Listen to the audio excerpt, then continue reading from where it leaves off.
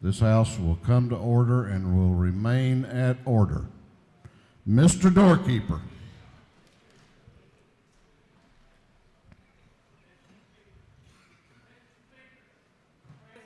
The President pro tem and members of the Senate await entrance to the House chamber.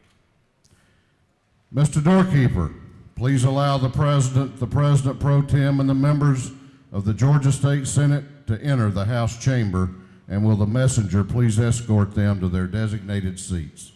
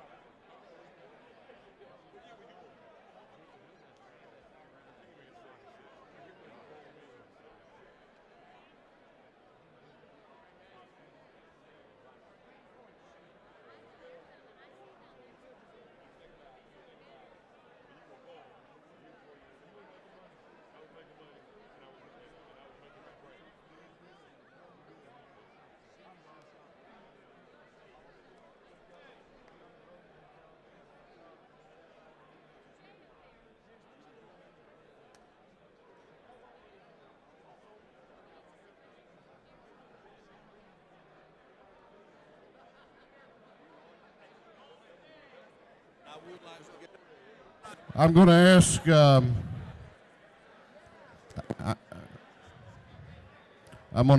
the members of the Senate to please come on in and take seats. The chair wants to admit to the chamber of this House the justices of the Supreme Court of Georgia, led by Chief Justice Hugh P. Thompson, and the judges of the Court of Appeals of Georgia, led by Chief Judge Herbert E. Phipps.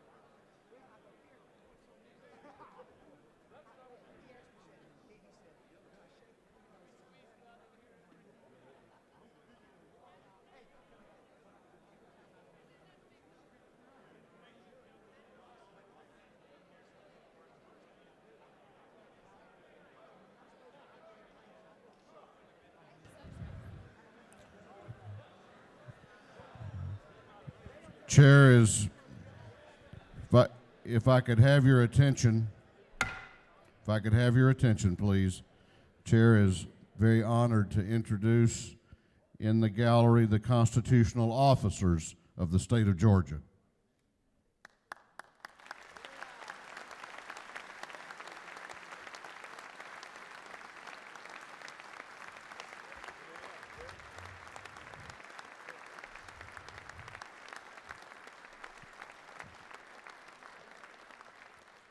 Please welcome the Consular Corps.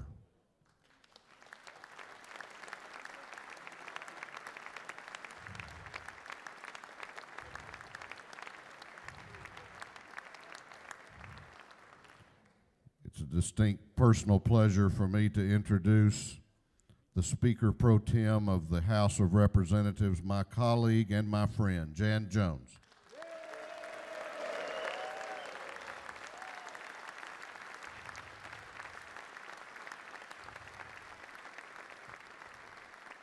The President Pro Tem of the Senate, David Schaefer.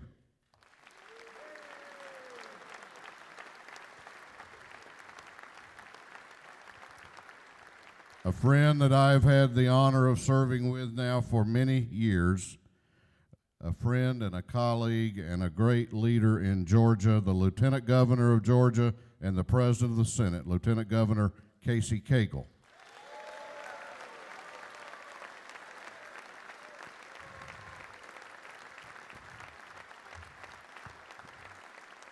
In the gallery, we have the First Lady of the Senate, Mrs. Nita Cagle.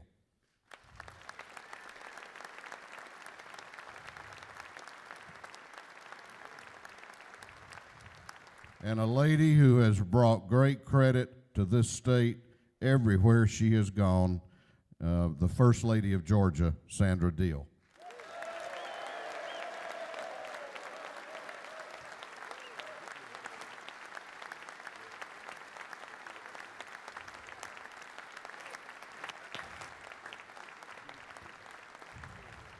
Mr. Doorkeeper.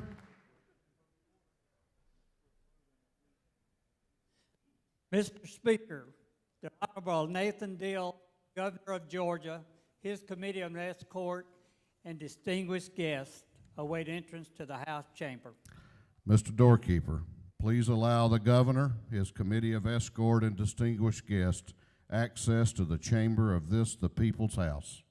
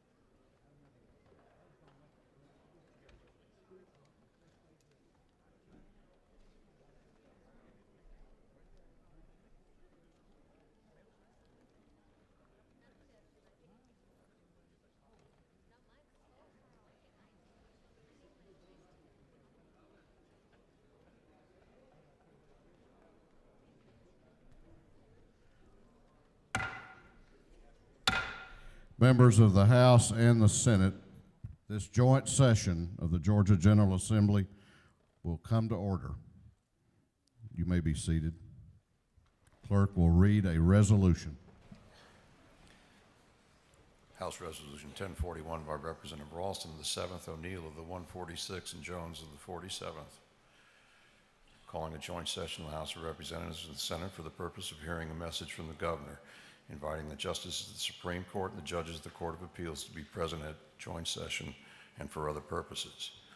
Be it resolved by the General Assembly of Georgia that His Excellency Governor Nathan Deal is hereby invited to address a joint session of the House of Representatives and the Senate at 11 a.m. Wednesday, January 15, 2014, in the Hall of the House of Representatives.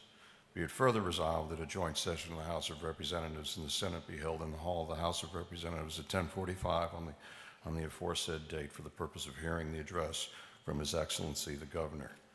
Be it further resolved that a committee of 14, 7 from the House to be named by the Speaker and 7 from the Senate to be named by the President of the Senate, be appointed to escort His Excellency the Governor to the Hall of the House of Representatives.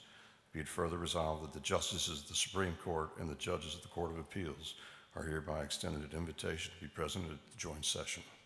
Be it further resolved that the Clerk of the House is hereby instructed to transmit a copy of this resolution to the Governor, to each justice of the Supreme Court, and to each judge of the Court of Appeals.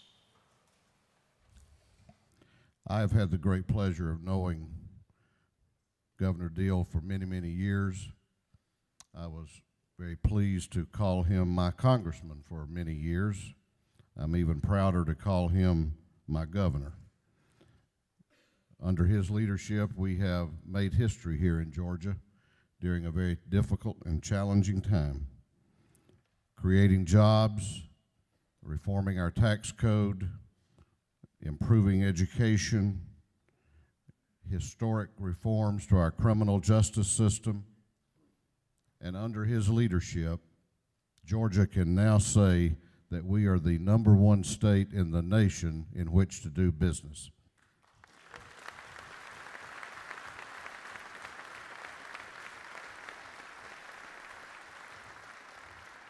He has been a great partner with this General Assembly, and I hope you'll help me make welcome to this chamber today for the state of the state, the Honorable Nathan Deal, Governor of the state of Georgia.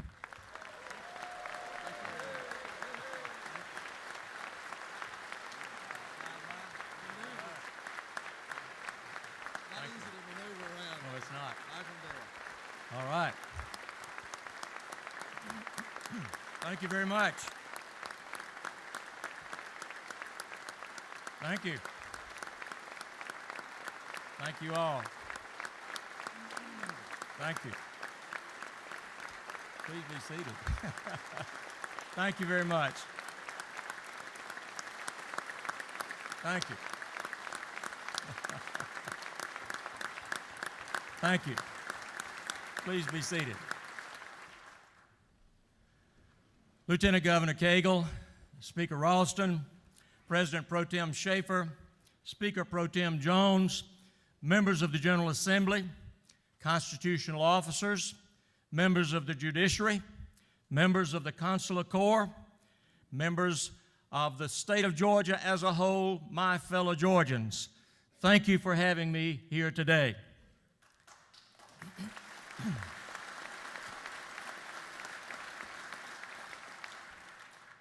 In January 2010, when I addressed this body in my first State of the State address, this Capitol building and much of our state was engulfed in the worst snow and ice storm in several decades. In hindsight, it was analogous to the deep freeze that had descended on the economies of the United States and Georgia, which is sometimes referred to as the Great Recession. While the economic calamity did not manifest itself overnight, as did our winter freeze, nonetheless, it caught our nation as unprepared as any icy city without snowplows. Although the sunny January days in Georgia melted the effects of our surprise storm within a week, no such relief was found and forthcoming for our economy. Businesses closed, buildings became vacant, and the newspapers that served as the legal organs for their counties were filled with foreclosure notices as families lost their homes. Congress applied what would be historical amounts of the ice and sand on this snowstorm. We call that the stimulus. But it did not free up the ice-laden roads of commerce so that traffic could move.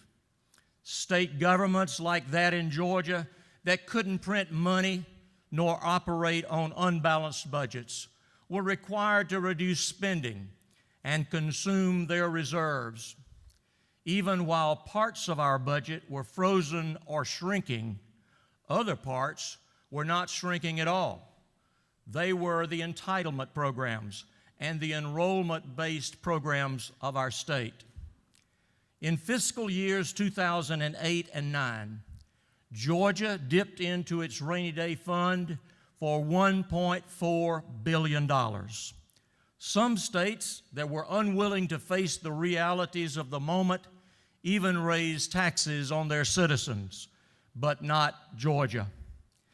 Now, I'll not recount the disastrous effects of the Great Recession on our citizens any further, but some of those effects have left permanent scars. Instead, I want to tell you how the parts of our state government working together, like buddies in a war-zone foxhole, have not only survived, but have reformed our operations in order to better serve our citizens. Excuse me. So now, let me proudly say, as would normally be said in the opening lines of the State Address, the state of our state is excellent. It is a great day in Georgia. Yeah.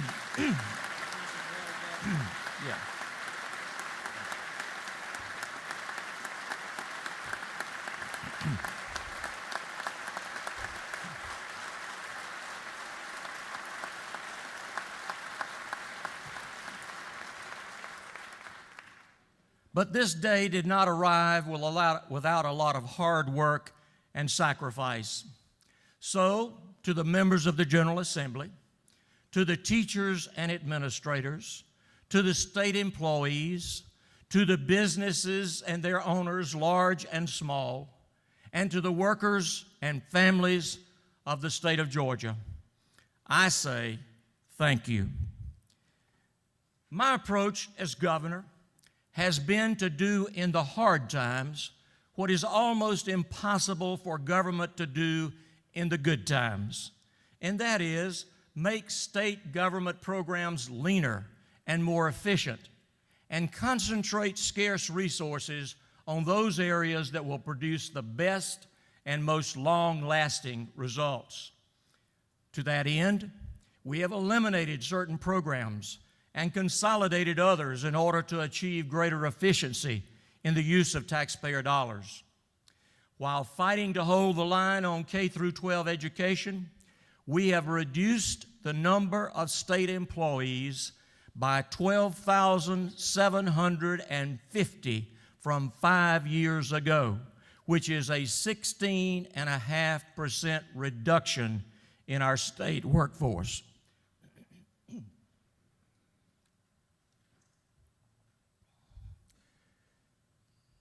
My focus has been in creating private sector jobs for our Georgia citizens. And with your help and the involvement of our business community, we've done some great things. We've implemented real tax reform, such as eliminating the sales tax on energy used for manufacturing. We have essentially removed the marriage tax penalty on working Georgia couples, and we've abolished the annual birthday tax on vehicles. And each of these is a part of a mosaic that led Site Selection magazine to declare Georgia to be the #1 state in the nation in which to do business.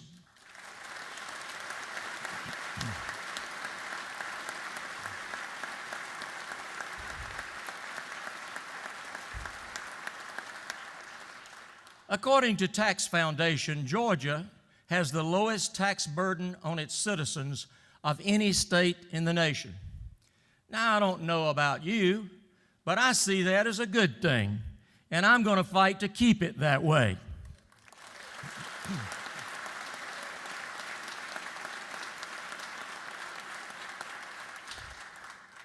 Now, I realize that there's some who frown on our low tax policies, and I feel certain that in this election year, there will be some who will propose that we change our policies, and they may even have protesters to back them up.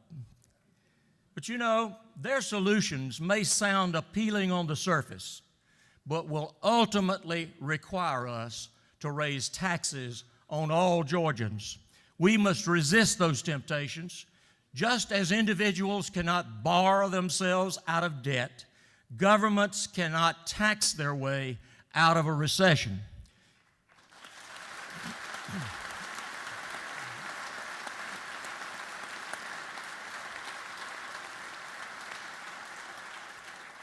there is no such thing as free money, particularly when it comes with strings attached from Washington. You know, Washington wants to mandate to Georgia how we spend our dollars. But let me tell you, Georgia knows a whole lot more about how to balance a budget than Washington does.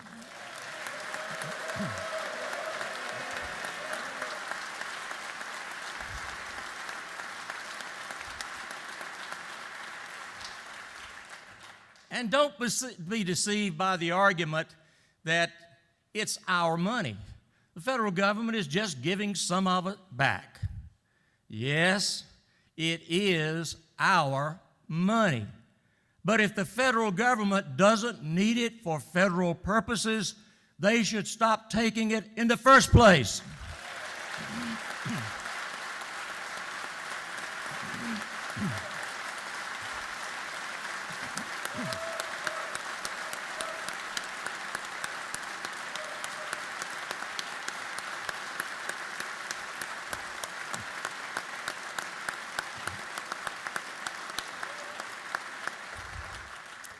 As an example, the Affordable Care Act is anything but affordable, and is costing our state $327 million this year. You should be aware that even without expanding, our Medicaid and Peach Care cost was such that they cost every Georgian through federal and state taxes nearly $1,000 each year. Expansion would add 620,000 people to our taxpayer-funded health care plan, costing us even more. Now, the executive branch in Washington is trying to do what the courts deemed unconstitutional for Congress to do. But we will not allow ourselves to be coerced into expansion. Be assured, I'm prepared to fight any intrusion into our rights as a state.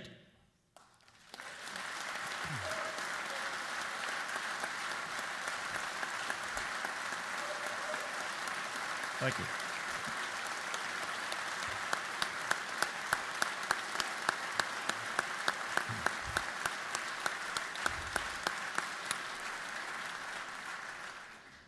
Now, my focus on job creation is paying off. According to the Federal Department of Labor, in the 3 years since I became governor, there have been approximately 217,000 new jobs added in our state, and major job announcements are almost a weekly occurrence. Now, as a result of all of that, our state unemployment rate is the lowest that it's been in 5 years. There are many ingredients in the recipe for job growth.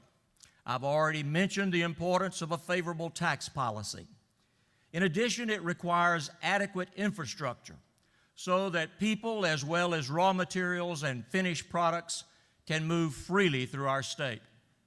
This General Assembly has already made changes to funding formulas as they relate to interstate projects and freight corridors, and that will be prioritized.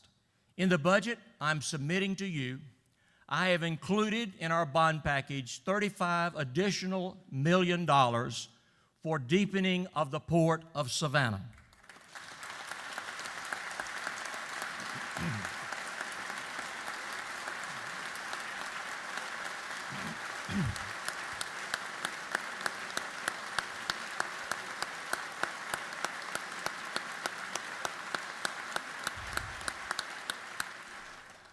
If you approve it, we will have $266 million of state money, which will represent Georgia's share of this important project.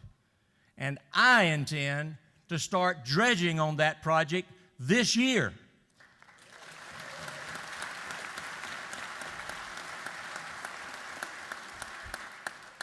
This project was authorized by Congress in 1999.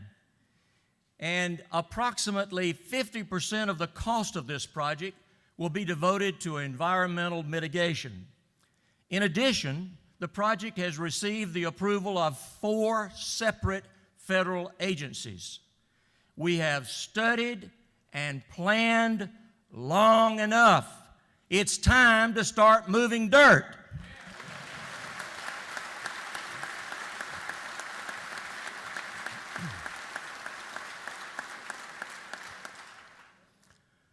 Another important element of job growth is the availability of a trained and reliable workforce. We are fortunate that our workforce is ranked #1 by CNBC, that our technical college system and its Quick Start program are regarded as the best in the country, and that our colleges and universities, both public and private, continue to provide excellent graduates.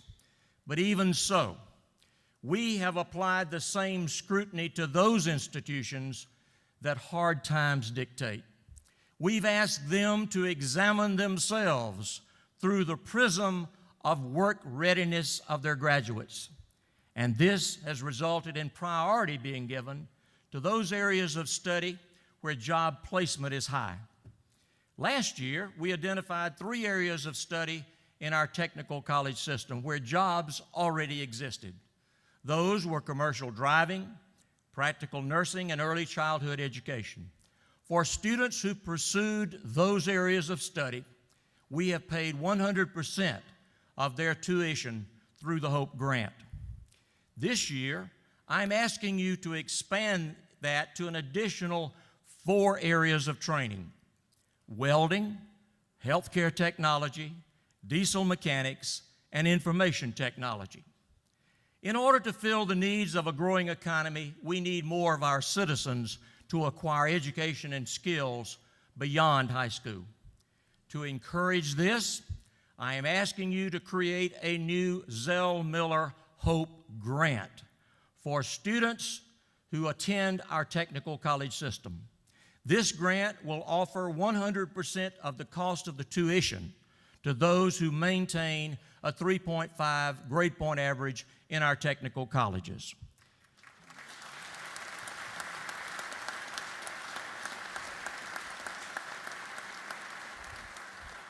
In addition, my budget will include $10 million for a 1% interest loan program devoted solely to technical college students. This will allow students who have a financial need to cover the funding gap in tuition and cover books and fees. And I am recommending also that the HOPE Scholarship and the HOPE Grant be awarded at 103% of the amount last year.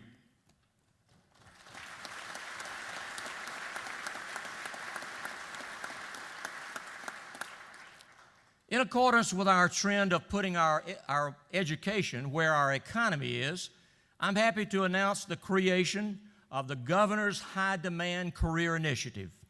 We will bring together the heads of the Economic Development Department of our state, the University System of Georgia, our technical colleges and schools, along with key leaders in some of our private sector industries.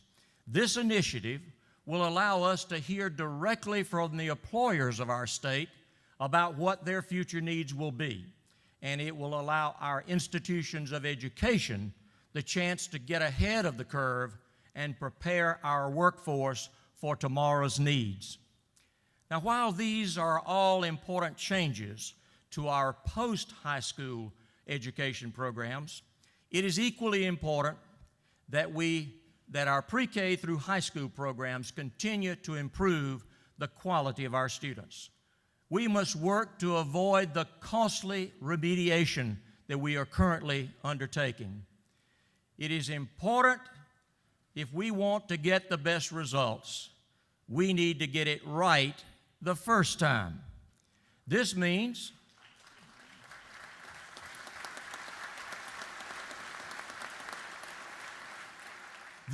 making sure that they're reading at grade level by the end of the 3rd grade, and then follow through as they continue their education journey.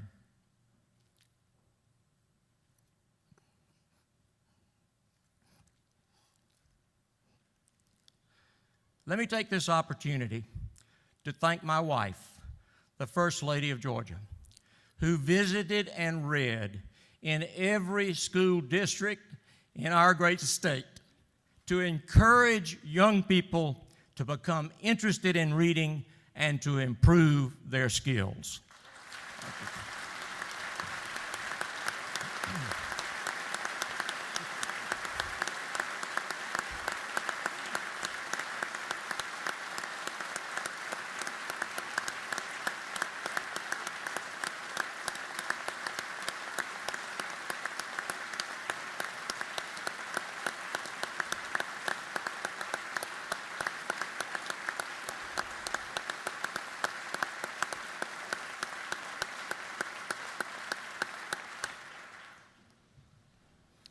Because of the progress that we have made and Georgia's existing 20-year investment in what is now regarded as the best pre-K program in the United States, we have been awarded an Early Learning Challenge grant of over $50 million.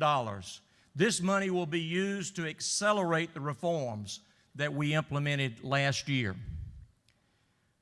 Now, the Great Recession caused state revenue to drop by 19%, meaning that I came into office during the hard times where much of the savings had already been accumulated from the so-called low-hanging fruit. Since spending on education has always been the largest part of our state budget, representing over half of all spending, it was to be expected that it would be reduced during these hard times. However, during my administration, funding for education has increased by over $930 million.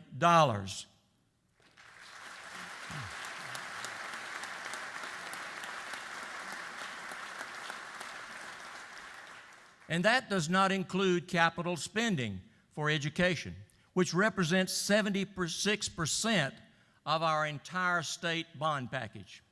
$239 million of this year's capital investments went to the Department of Education for use in K-12 programs. Since fiscal year 2012, nearly 50 cents out of every dollar of new revenues have been dedicated to education. In the budget I am sending to you for fiscal year 2015, almost 82% of new revenue receipts are dedicated to education, with 68% of those new revenues going to K-12 alone.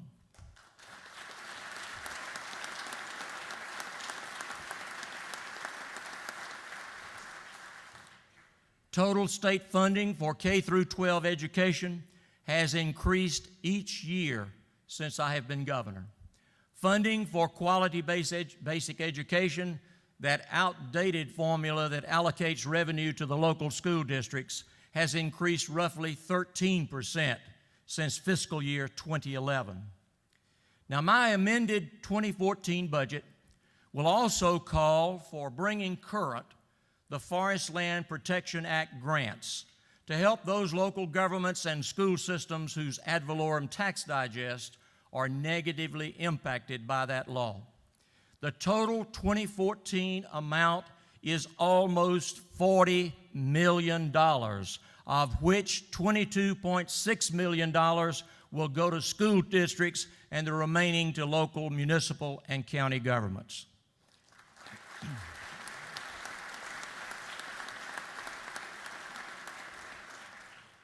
As these numbers indicate, we will spend almost $8 billion in next year's budget on K-12 education alone.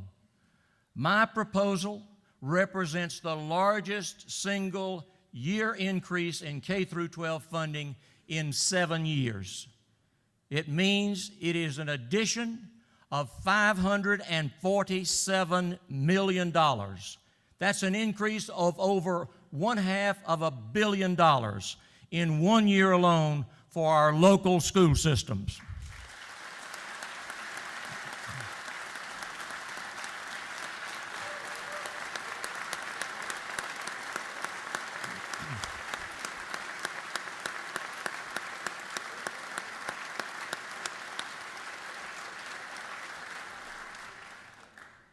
This will enable us, in partnership with local school districts, to restore instructional days, eliminate teacher furloughs, and increase teacher salaries.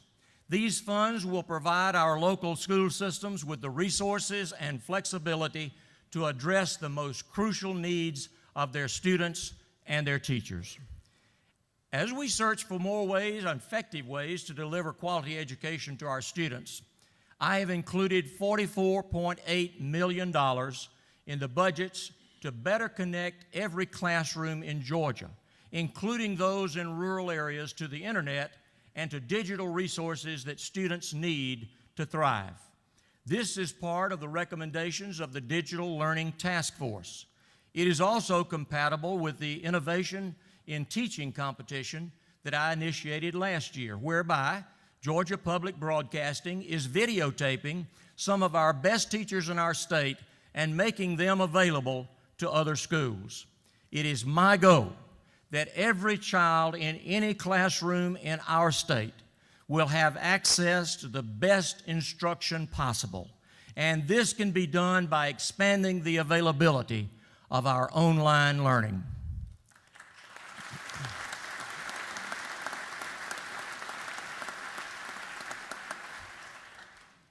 Over the past 2 years, we've found ways to reduce the need to build new prison beds, whereby we are saving taxpayers hundreds of millions of dollars and keeping Georgia safe through the 2012 criminal justice reform and again in last year's juvenile justice reform, both of which I would point out to you were passed unanimously by this General Assembly, and I thank you for that.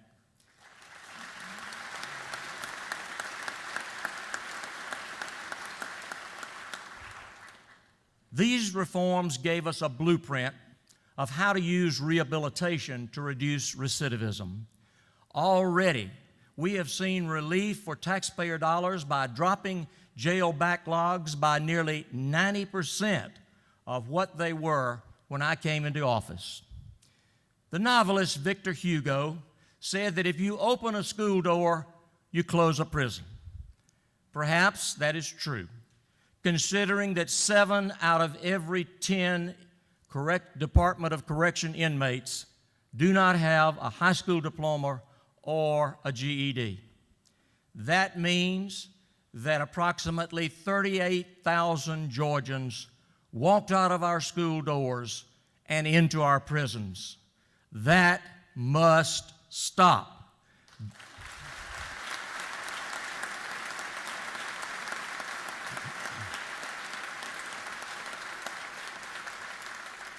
That is why improving our high school graduation rates are so important. High school dropouts with no marketable skills become the feedstock for our prisons. Now, while individuals who are in our system are there, we must do a better job of raising their education and skills to an adequate level so that when they're released, they will be better prepared to meet our workforce needs rather than re-entering the revolving door of the past. This year,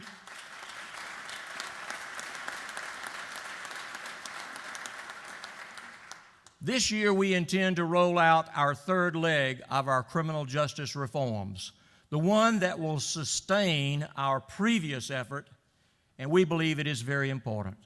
If an offender has been equipped to enter the workforce upon release, that person will stand a greater chance of avoiding relapse.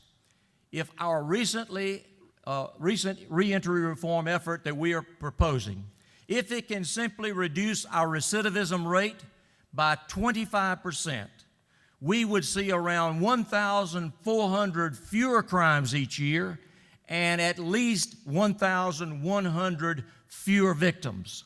This is a goal we should be able to achieve or exceed.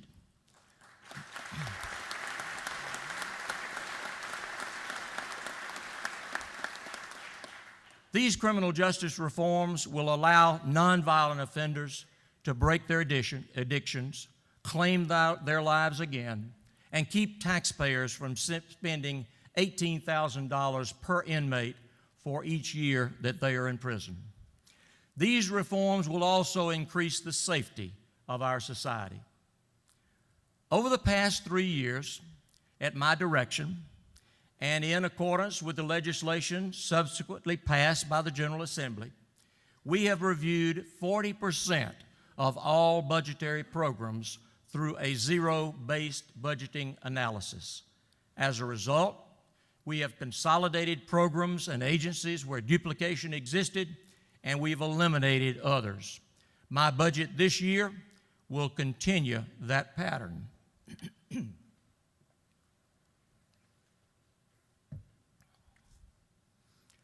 When I took office, we had a depleted emergency fund. Now, with your help, we have grown our rainy day fund by 518%.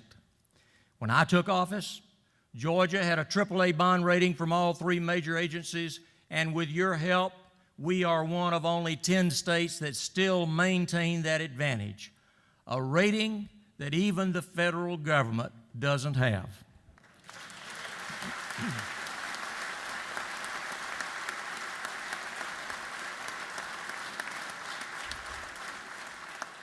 When I took office, we still had revenue numbers that made across-the-board spending reductions and cuts necessary. Now, with your help, we have grown our year-over-year revenue numbers for each quarter that I have been governor without raising taxes.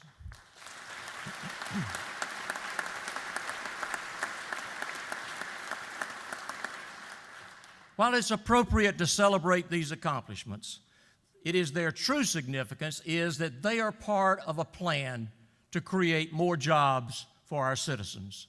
It is my firm belief that if a person has a good job, they can provide for themselves and their families and will have less need to ask government to do things for them. Achieving that goal has been my primary focus.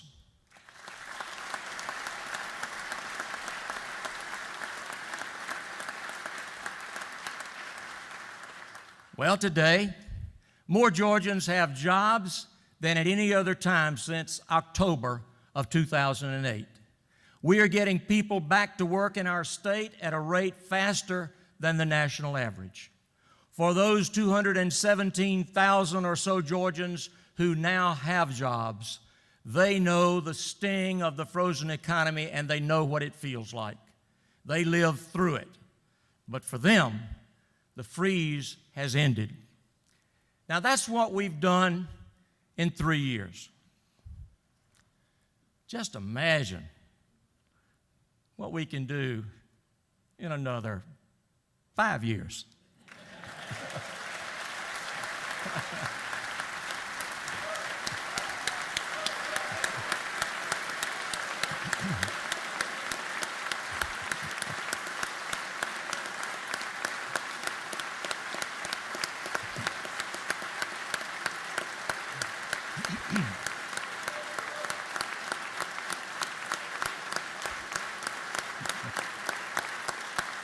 Thank you. And since Georgia has now been recognized as #1 state in the nation in which to do business, I think we can rightfully expect that we will see many more jobs come our way.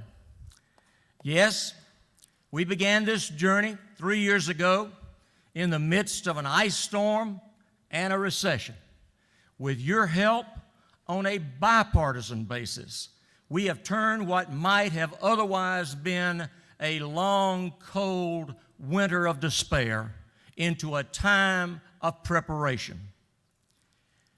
And now our efforts are being rewarded. The early rays of recovery are cresting the skyline. I believe that the warm sunshine of prosperity is once again shining on Georgia. May God continue to bless us all. Thank you. Well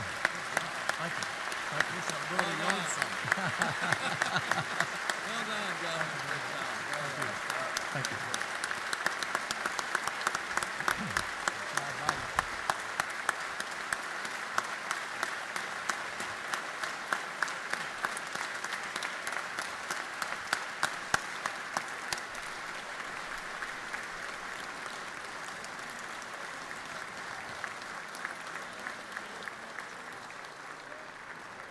Will the Committee of Escort please escort the Honorable Nathan Deal, Governor of the State of Georgia, and his distinguished guests from the chamber.